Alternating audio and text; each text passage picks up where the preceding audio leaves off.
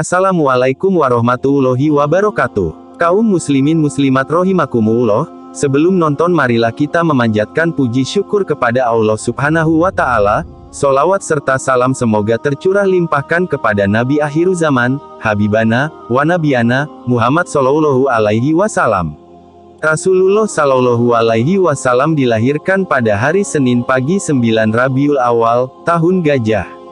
Bertepatan dengan tanggal 20 atau tanggal 22 April tahun 571 Masehi.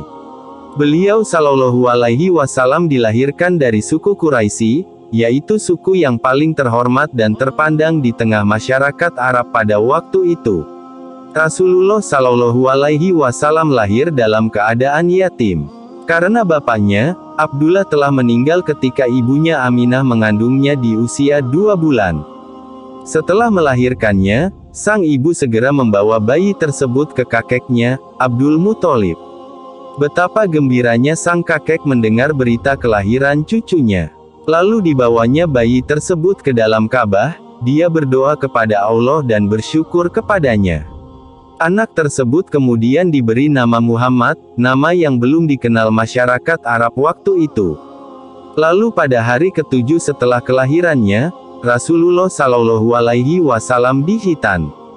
Selain ibunya, Rasulullah Sallallahu Alaihi Wasallam disusukan juga oleh Suwaibah, budak Abu Lahab. Kemudian, sebagaimana adat kebiasaan masyarakat perkotaan waktu itu, ibunya mencari wanita pedesaan untuk menyusui putranya, maka terpilihlah seorang wanita yang bernama Halimah binti Abi Zuaib, dari suku Sa'ad bin Bakar, yang kemudian lebih dikenal dengan panggilan Halimah As-Sadiyah.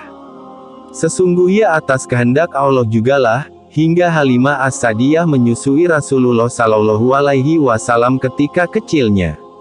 Sebab ketika pertama kali ditawarkan untuk menyusuinya, dia terasa enggan menerimanya, karena Rasulullah Sallallahu Alaihi Wasallam anak yatim yang tidak dapat diharapkan imbalan materi yang layak darinya. Tetapi, ketika tidak didapatkan lagi bayi lain untuk disusui, maka dia pun menerima bayi Muhammad untuk disusui di perkampungan Bani Sa'ad. Ternyata dia tidak salah pilih, karena yang dia susui telah Allah persiapkan menjadi manusia paling agung di muka bumi ini yang akan membawa jalan terang bagi umatnya yang beriman, maka wajar, setelah itu kehidupan Halimah As-Sadiyah penuh dengan keberkahan. Demikianlah, 5 tahun pertama kehidupan Rasulullah Sallallahu Alaihi Wasallam, dia lalui di daerah perkampungan dengan kehidupan yang masih asri dan udara segar di lembah Bani Sa'ad. Hal tersebut tentu saja banyak berpengaruh bagi pertumbuhan Rasulullah Sallallahu Alaihi Wasallam, baik secara fisik maupun kejiwaan.